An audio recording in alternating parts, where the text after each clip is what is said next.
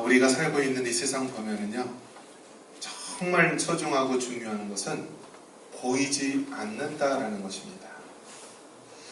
부모님이 자녀를 사랑하는 그 사랑, 보이지는 않지만 정말 우리는 그 부모님의 사랑을 확신하고 느낄 수가 있습니다.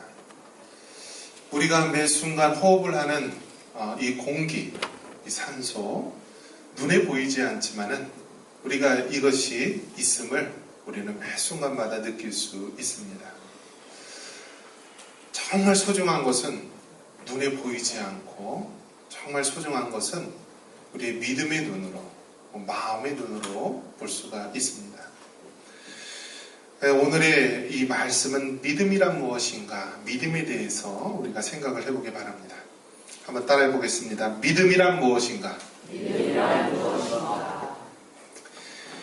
어떤 사람이 그럽니다. 야, 하나님을 믿느냐? 하나님을 믿는 이 주먹을 믿으라 하면서 힘 자랑하는 사람이 있습니다. 그런데요, 아무리 주먹 자랑하고 힘 자랑하는 사람도요, 세월 앞에 장사가 없고요, 다 허무하게 됩니다. 돈이 있으면 무엇합니까? 그 돈도요, 아무 소용이 없더라고요. 우리나라에서 가장 큰 부자가 누구죠? 아마 이건희 회장일 것입니다. 그런데 여러분 어떻습니까? 한순간에 쓰러져 가지고요, 식물인간 상태로 돼서 돈이 있어도 자기 돈이 아니죠. 권력은 어떻습니까? 저 어렸을 때만 해도요, 너 커서 뭐가 될래? 하면 대통령이요, 대통령이 했는데요, 지금은 전직 대통령 두 분이 지금 감옥 안에 있습니다. 그 하늘을 움직이는 막강한 권력도요, 한순간에 이렇게 땅에 떨어지고 추락하는 것을 보게 됩니다. 그런 것을 보면은 정말 이 세상 그 모든 것들이 허무하고 헛된 것을 보게 됩니다.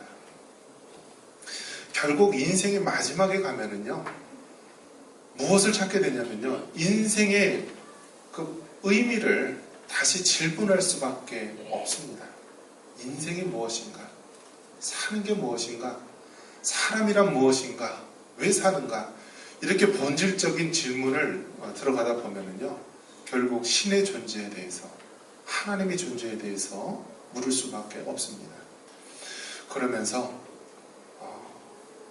우리가 믿음이란 것을 아주 진지하게 깊이 고민해 볼 수밖에 없습니다.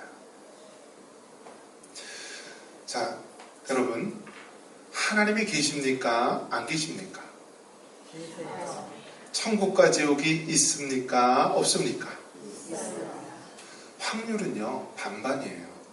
50대 50. 하나님이 계시거나 안 계시거나, 천국이 있거나 없거나, 지옥이 있거나 없거나. 그럼요, 우리가 확실히 알지는 못하지만은 반반씩이에요, 반반씩. 그러면 여러분, 어떤 사람이 죽으면은 천국과 지옥이 있을 수도 있는데 안 믿는 게 좋습니까? 아니면은 손해보더라도 믿는 게 좋습니까? 믿는 게 좋죠. 이것보다 더 좋은 장사가 어디 있습니까? 믿어서 손해납니까? 그렇진 않죠. 그런데 이렇게 간단한 믿음도요, 아무리 믿으라고 해도요, 안 믿어요. 아무리 수십 년 동안 애걸 못 보내도요, 안 믿고 교회 안 와요. 아무리 그 사랑하는 친구한테 야, 정말 예수님이 있어, 천국과 지옥이 있어 라고 얘기를 해도요, 그냥 믿어주면 될 것 같은데 안 믿어요. 그런 것을 본다면 믿음은 모든 사람의 것이 아니라 하나님의 택한 사람의 것임을 우리 깨닫게 됩니다. 자, 이 믿음은 무엇인가에 대해서 가장 명쾌한 정의를 한 것이 무엇이냐면 히브리서 11장 1절입니다. 우리 같이 한번 읽겠습니다. 믿음은 바라는 것들의 실상이요 보이지 않는 것들의 증거니.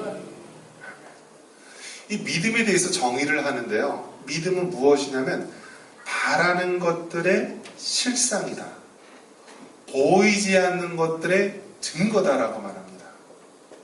예를 들어 어머니가 자녀를 사랑해요. 근데 그 사랑이, 여러분, 정말 어머니가 자녀를 사랑하는 것은 부인할 수 없는 길이죠. 그런데 그 사랑이 눈에 보입니까? 보이지는 않죠. 보이지 않지만 정말 어머니가 이 자녀를 사랑한다는 것은 우리가 어머니를 통하여서 그의 모습을 통하여 알 수가 있는 것입니다. 우리가 지금 살고 있는 이 속에 공기가 있죠. 공기가 있는 것을 어떻게 알죠? 한번 한탄강에 푹 빠져보면은 그 속에서 물을 꼬르륵 꼬르륵 먹고 보면은요, 정말 이곳에 공기가 많구나라는 것을 깨닫게 되는 것입니다. 믿음은 바라는 것들의 실상이고요, 보이지 않는 것들의 증거가 된다는 거예요. 그렇기 때문에 믿음이라는 것이 우리 눈에 보이지 않고 만질 수가 없고 보여지지 않지만요, 그것이 있다라는 것을 확실히 알 수 있습니다. 어머니의 그 자식을 향한 사랑은 어머니의 그 사랑에 헌신된 모습을 통해 알 수 있습니다. 이 땅에 공기가 있는지 없는지 우리가 손으로 만질 수가 없지만 저 깊은 물 속에 빠져보고 숨 쉴 수 없는 그러한 순간이 맞이하게 되면요, 공기가 있고 얼마나 소중하다는 것을 깨닫게 되는 것입니다. 우리가 신앙생활을 하다 보면은 믿음 없이 행할 때가 너무나 많이 있다는 것이에요. 그리고요, 믿음 없는 것에 대해서 너무 안이하게 생각합니다. 그런데 성경은 말합니다. 믿음이 없는 것은요, 죄악이다라고 말합니다. 한번 따라해 보겠습니다. 믿음이 없는 것은 큰 죄악이다. 여러분, 믿음이 없는 것은 큰 죄악이에요. 물론 우리가 예수님을 처음 믿게 될 때 어린아이와 같이 거듭난 상태에서는요, 물론 그 믿음이 어린아이와 같이 자라나는 과정 가운데 있기 때문에 없을 수가 있고 작을 수가 있어요. 하지만요, 믿음 생활을 한 지 1년, 2년, 10년, 20년이 됐음에도 불구하고 믿음이 없으면요, 그거는 정말 심각한 거예요. 아이가 태어났으면은 처음엔 엄마의 젖을 먹다가 점점 단단한 음식을 먹고 이제 네 발로 기다가 일어서고 두 발로 걷고 뛰어야지 정상이죠. 그런데 신앙생활을 10년, 20년 해도 맨날 드러누워 있고 아무것도 단단한 음식도 먹지도 못하고 그러한 상태로 있다면 그것보다 부모의 마음을 아프게 하는 것은 없습니다. 믿음이 없는 것은 큰 죄악입니다. 오늘 이 히브리서 11장은 믿음장이라고 합니다. 믿음장. 자, 히브리서 11장이 믿음장. 이 믿음장에서 믿음으로라는 말이 계속해서 나옵니다. 믿음으로. 4절에 보면 믿음으로 아벨은, 5절에서 보면 믿음으로 에녹은, 또 7절에 보면 믿음으로 노아는, 또 8절에는 믿음으로 아브라함은, 또 11절에 믿음으로 사라는, 이렇게 해서 계속해서 믿음으로 이야기를 합니다. 이 말은 무엇이냐면 우리가 이 세상에 살아가는 것이요, 무엇으로 살아가야 된다고요? 믿음으로 살아가야 되는 거예요. 여러분, 신앙생활 그토록 오래 했음에도 불구하고 믿음으로 살지 못한다라는 것은요, 하나님 앞에 크나큰 죄악입니다.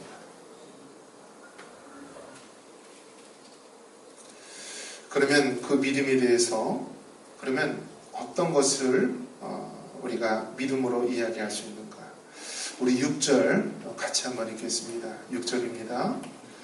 믿음이 없이는 하나님을 기쁘시게 하지 못하나니 하나님께 나아가는 자는 반드시 그가 계신 것과 또한 그가 자기를 찾는 자들에게 상 주시는 이심을 믿어야 할지니라.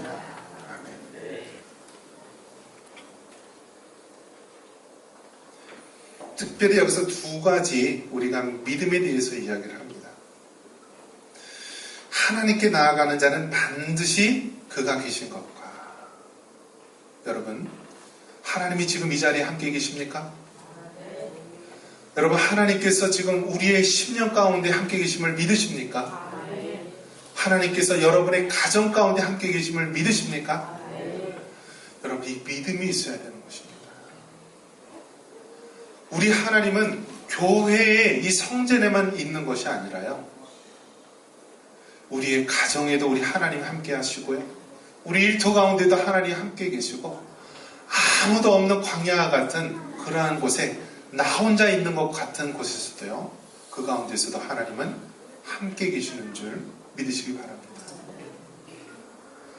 오늘날 너무나 많은 사람들이 하나님이 안 계신 것처럼 생활을 합니다. 옛날 어른들, 하나님을 믿지 않고 예수님을 믿지 않는 사람도요, 나쁜 짓을 하면요 천벌을 받는다라고 하면서 죄에 대해서 두려워하는 마음을 가졌어요. 그런데 요즘 어떻습니까? 오늘날 예수님을 믿는다고 하는 사람들 중에서 얼마나 세상 사람도 범하지 못하는 죄들을 쉽게 범합니다. 심지어는 어떤 사람은 교회에서 장로다, 또 권사다, 이러한 직책을 이용하면서요, 물건을 팔러 다녀요. 장사를 해요. 그리고 사기도 치고요, 악한 짓을 합니다. 정말 하나님이 계시다라는 것을 믿는다라고 한다면 우리는 절대 하나님 앞에 죄를 범할 수 없는 것입니다. 한번 따라해 보겠습니다. 코람데오. 여러분, 이 코람데오라는 말은요, 하나님 앞에서라는 뜻입니다. 여러분 생각해 보세요. 하나님이 앞에 계신데요, 우리가 거짓말하며 죄를 범할 수 있습니까? 하나님이 보고 계시는데요, 우리가 간음죄와 온갖 더러운 죄를 범할 수 있겠습니까?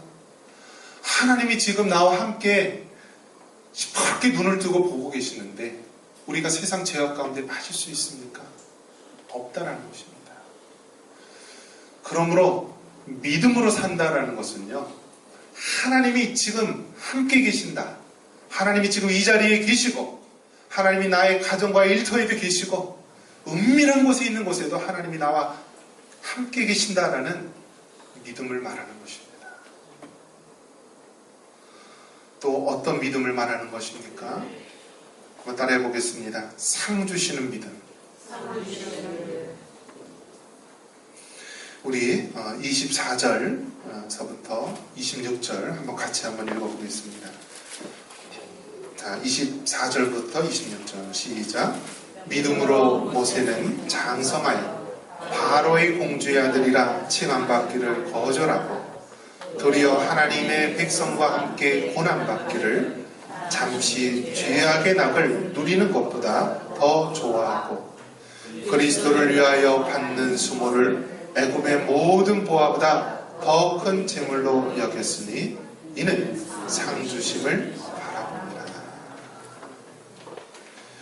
자, 모세는요, 애굽의 왕자로 사는 것보다 하나님의 백성과 함께 고난받기를 택하였습니다. 왜 그렇습니까? 이는 상 주시는 이심을 바라봄이라고 말합니다. 이 말을 우리가 다르게 본다면요, 하나님이 기뻐하는 것이 무엇인가? 모세는요, 애굽의 왕자로 떵떵거리며 세상 부귀를 누리며 살아가는 것보다 내가 고통과 고난 가운데 하나님의 택한 백성과 살아가는 것을 우리 하나님이 기뻐하신다, 우리 하나님이 기뻐하신다라고 생각했기 때문에 믿음의 길로 걸어간 것입니다. 여러분, 우리의 판단의 기준은요, 육신을 따라가면은요 반드시 패할 수밖에 없어요.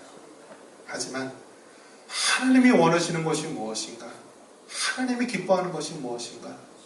상 주시는 하나님은 무엇을 원하실까? 그것이 우리의 판단의 기준이 되기 바랍니다.